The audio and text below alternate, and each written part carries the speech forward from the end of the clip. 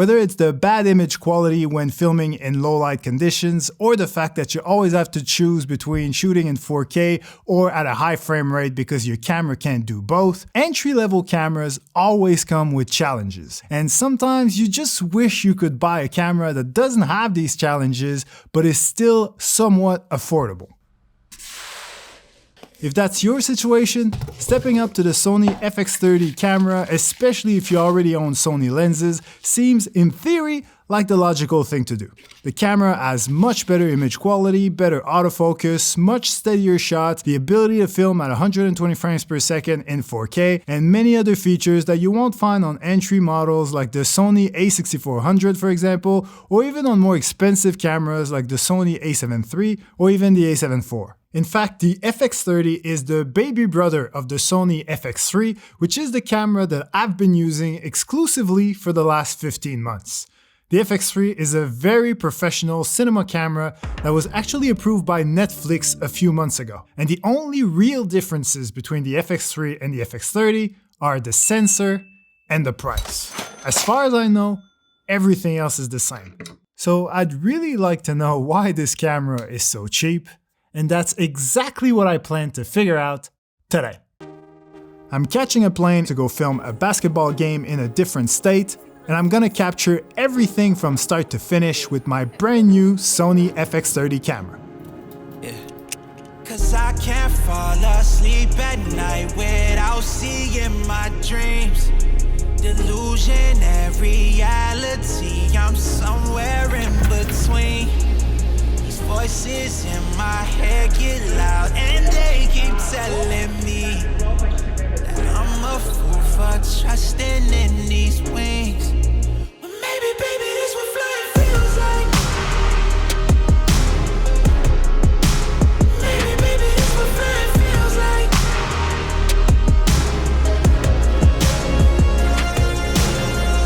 One thing that's great about this camera is how versatile it can be with the settings. You can create all sorts of formats and sizes at various quality levels, but for the purpose of this video, I really want to show you the best results that this camera can produce. So I'm shooting today in 4K with 442 10-bit colors in an S-Log3 picture profile. And if you're confused by all these technical terms, don't worry, I'll explain them a bit better later, but for now just know that everything you're about to see is shot in pretty much the highest quality possible with this camera in the conditions that I'm in. Baby, all my exes just drinking themselves crazy tonight. Baby, I should call and say, told you I'd be right. Wondering how long it was before you realized the biggest mistake of your life, and now you're paying the price. Oh, is it confidence or confusion? Either way, I feel like I ain't never losing. Your opinion of mine, you know just what I'm choosing. I gotta do this, 'cause I can't fall asleep at night without seeing my dreams. Delusionary reality, I'm somewhere in between. These voices in my head get loud and they keep telling me. Alright, so it's halftime now, and so far all the footage you've been watching has been shot in S-Log3, which means that every clip was color graded in post-production before making it to YouTube. But since not everyone has the time or the energy to do that, I decided to mix it up and shoot the rest of the game in the S-Cinetone picture profile instead. This is a picture profile only available on Sony's most recent cameras that has a very cinematic look and doesn't require any color grade in post. So basically, this is the picture profile you want to use to limit your editing time as much as possible without sacrificing too much image quality. So anyway, I'm gonna shoot the rest of this game in S-Cinetone, so let me know in the comments what you think, and more importantly, if you see any difference between that and S-Log3. Baby, baby, this what flying feels like. Baby, baby, this what flying feels like. Baby, baby, this what flying feels like. Baby, baby, this what flying feels like.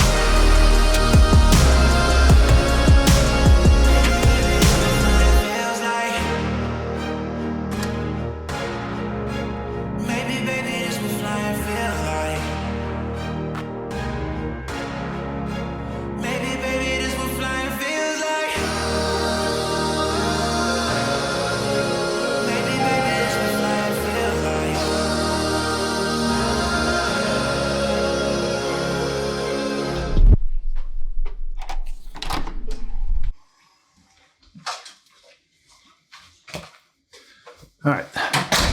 So since I'm stuck here for the night with absolutely nothing other than my camera kit, might as well get an early start on the review. So what I want to talk about real quick tonight are the two main reasons why you would want to get this camera. The first one, the most obvious one, is the fact that it can shoot in 4K at 120 frames per second. And that's a huge deal because at $1,800, the previous cheapest camera that could do it was $3,500, almost double the price, the Sony A7S3. And even then, that was a bargain. Before that, I think you had to spend like 10 or 15K on a camera to get 4K 120. So the fact that you can now do it with the FX30 is a huge deal. And the other main reason why you would want to get this camera, which is way underrated in my opinion, is the fact that it can shoot in 10-bit color. Because all the entry-level cameras only shoot in 8-bit colors. Not just the entry-level cameras, actually, a bunch of other ones, like the Sony A7 III, for example. So if you don't know what the difference is between 8-bit and 10-bit, I'm way too tired to explain it in a way that makes sense. So what I'm going to do is play someone else's video, which explains it way better than I can. In an 8-bit image, each color has 256 shades, and that combination provides you with nearly 16.8 million possible colors. And when you move up to 10-bit, you now have 1,024 possible shade values per channel, which provides you with a total of over 1 billion possible colors in your image. So obviously having more color options is better for image quality, but if our eyes can only see around 10 million colors, then why do we need to go beyond the 8-bit video with its 16.7 million color options? Well, those 10 million colors that our eyes pick up may not be the same 10 million picked up by the 8-bit video, and our eyes can see subtle shades and colors that an 8-bit video just can't reproduce. And this is why we often see banding, which is obvious jumps from one color or tone to the next instead of a smooth gradient like what you'd see in a blue sky. So 10-bit video gives you more color options to avoid this, but it also gives you much more scope when it comes to color grading than 8-bit video before your image quality begins to degrade. And you'll also have more latitude when correcting highlights in overexposed shots or shadows in those underexposed areas. Because when you make these adjustments, you're expanding the tonal range of parts of the image, which can start to make small gaps between values turn into large gaps. So even though the differences may not be visible initially, they'll become obvious quickly and can be a serious issue in editing by causing your image to break down quickly. And then when you compress and export your video, it's going to lose even more data. But starting off with a 10-bit file means that the image won't degrade as quickly during editing,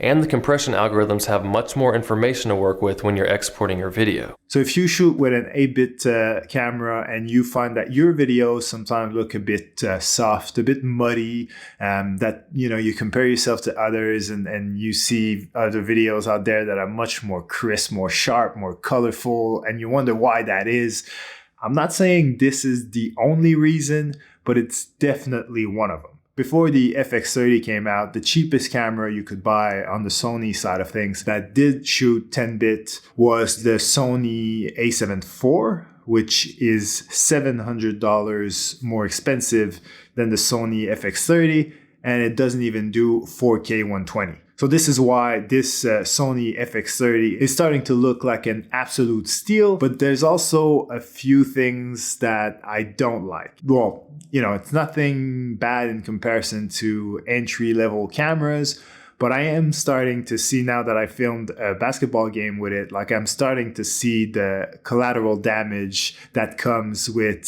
shooting with a cropped sensor instead of a full-frame sensor. And I definitely want to talk about that, but not tonight. Now I'm going to bed. When I'm back in my office, we'll talk about all that. Feel like John Morant, need a triple-double. Told him check the stats, yeah, I got a couple. I don't try to ball, now I never fumble. I'm the MVP, now I feel like Russell. All right, I'm back. But before I start talking about why this camera is not quite what I would consider a fully professional camera, let me first finish talking about the reasons why this is a much better option than any beginner's camera or any camera under, say, $2,500. First of all, like I said before, it can shoot in 4K 120 10-bit, which is awesome. But another big deal about this camera is that it has in-body image stabilization, or IBIS, which is very helpful when filming handheld, especially during a sequence like this one. Yeah, I need it now. Told him on the lay. I've been moving, dog. Yeah, I'm on the way. I don't hear the talk. Don't care what they say. I don't got no patience. I can't ever wait.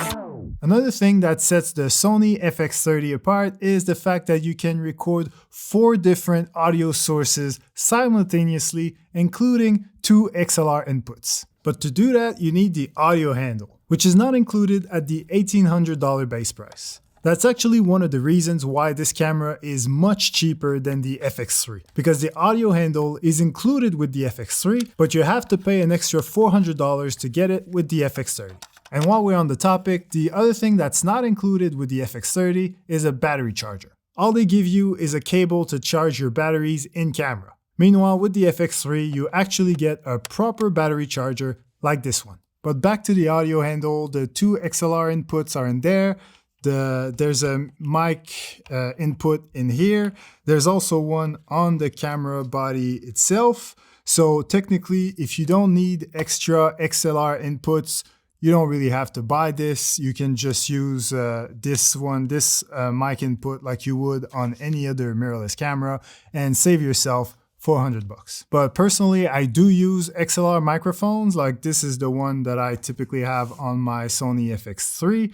And they basically are to audio what 10-bit color is to video. If you've never used it, you probably don't feel the need for it. But once you try it, it's really hard to go back to using mini jack shotguns similar to this one, which is fine, by the way, when you're doing like atmosphere at a game, for example. But as soon as you start recording voices, especially for interviews, this is when an XLR mic makes a huge difference. So my typical audio setup with a camera like this is an XLR microphone plugged into input 1, but also linked to input 2. So I end up with 2 separate audio signals from the same microphone, which allows me to set the audio levels of the first channel manually and leave the second channel on auto, which ultimately makes it a safe track. And then I use the third input to plug in my DJI mic receiver, so I can use 2 extra lapel mics if I need to.